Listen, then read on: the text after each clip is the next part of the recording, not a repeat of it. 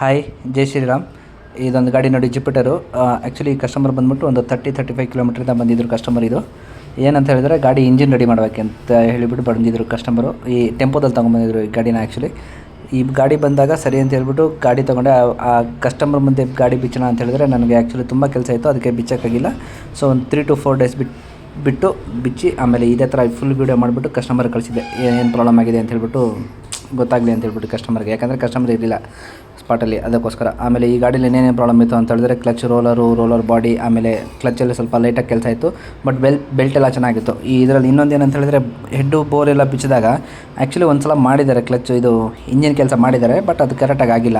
ಸರಿ ಅಂತ ಹೇಳ್ಬಿಟ್ಟು ನಮ್ಮ ವೀಡಿಯೋ ನೋಡ್ತಾ ಇದ್ದಾರಂತೆ ಕಸ್ಟಮರು ತುಂಬ ದಿವಸದಿಂದ. ಸೊ ಹಾಗಾಗಿ ನನ್ನ ಹತ್ರನೇ ಕೆಲಸ ಮಾಡಿಸ್ಬೇಕಂತ ಹೇಳ್ಬಿಟ್ಟು ತಂದಿದ್ದರು.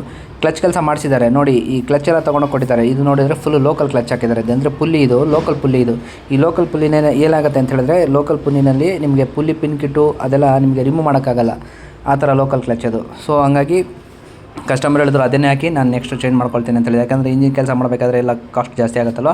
ಸೊ ಅದಕ್ಕೋಸ್ಕರ ಕಸ್ಟಮರ್ ಅದನ್ನೇ ಹಾಕಕ್ಕೆ ಹೇಳಿದ್ರು. ಸರಿ ಅಂತ ಹೇಳ್ಬಿಟ್ಟು ಅದೇ ಅಡ್ಜಸ್ಟ್ ಮಾಡಿದೆ. ಮತ್ತು ಇವು ಹೆಡ್ಡು ಬೋರೆಲ್ಲ ಸೀಸ್ ಆಗಿದೆ. ಆಮೇಲೆ ಶಾಫ್ಟ್ ಎಲ್ಲ ಪ್ರಾಬ್ಲಮ್ ಆಗಿತ್ತು. ಎಲ್ಲ ನೀಟಾಗಿ ಏನೇನಿತ್ತಲ್ಲ ಕಂಪ್ಲೀಟಾಗಿ ನೀಟಾಗಿ ರೆಡಿ ಮಾಡಿ timing chain kit, packing kit, oil seal kit, ಆಮೇಲೆ engine bearing, shaft, crank shaft, ಆಮೇಲೆ ಕ್ಯಾಮ್ ಶಾಫ್ಟು, ಹೆಡ್ ವರ್ಕು, ಹೊಸ ಬೋರು, ರೀಬೋರ್ ಮಾಡಿಲ್ಲ, ಹೊಸ ಬೋರು ಎಲ್ಲನೂ ಮಾಡಿ ಕ್ಲೀಟಾಗಿ ಕೊಟ್ಟಿದ್ದ ಮೇಲೆ ಕಸ್ಟಮರು ಏನು ಹೇಳಿದ್ದಾರೆ ನೀವು ಲಾಸ್ಟಲ್ಲಿ ಕೇಳ್ಬೋದು. ಕಸ್ಟಮರ್ ಮಾತಾಡಿದ್ದಾರೆ.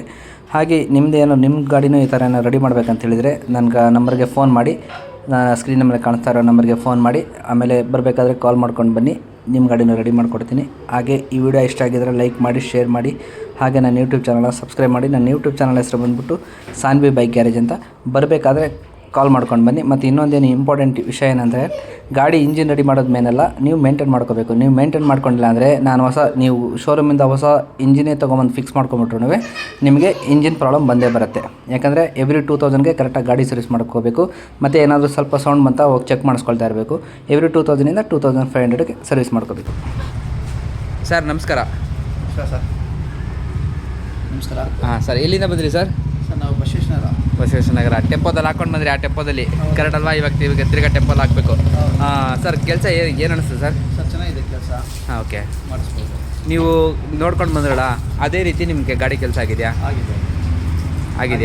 ನೀವು ಟೆಂಪೋದಲ್ಲಿ ಹಾಕೊಂಡು ಬಂದ್ಬಿಟ್ರೆ ಒಂದೇ ಸಲ. ಇವಾಗ ಹೌದು, ಯಾಕಂದರೆ ಇಂಜಿನ್ ಫುಲ್ ಸೌಂಡ್ ಇತ್ತು. ಇವಾಗ ಇಂಜಿನ್ ಬಿಚ್ಚಿ ರೆಡಿ ಮಾಡಿದ್ಮೇಲೆ ಕರೆಕ್ಟಾಗಿ ಅನ್ನಿಸ್ತಾ ಇದೆಯಾ? ಗಾಡಿ ಓಡಿಸಿ ನೋಡಿದ್ರಲ್ಲ, ಪಿಕಪ್ಪು ಮತ್ತು ಗಾಡಿ ಸ್ಮೂತ್ನೆಸ್ ಯಾವ ಥರ ಇದೆ ಸರ್? ಸ್ಮೂತಾಗಿದೆ, ಚೆನ್ನಾಗಿದೆಯಾ? ಒಂದು ಸಲ ಗಾಡಿ ಸ್ಟಾರ್ಟ್ ಮಾಡಿ ಚೆಕ್ ಮಾಡಿ ನೋಡುವ. ಹಾಂ, ಒಂದು ಸಲ ಗಾಡಿ ಸ್ಟಾರ್ಟ್ ಮಾಡಿ.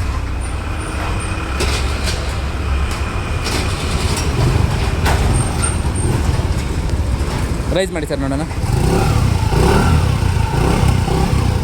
ಸ್ಮೂತ್ ಆಗಿದೆ ಅಲ್ವಾ ಸರ್? ಬಿಲ್ ಏನು ಅನಿಸ್ತು ಸರ್ ನಿಮಗೆ?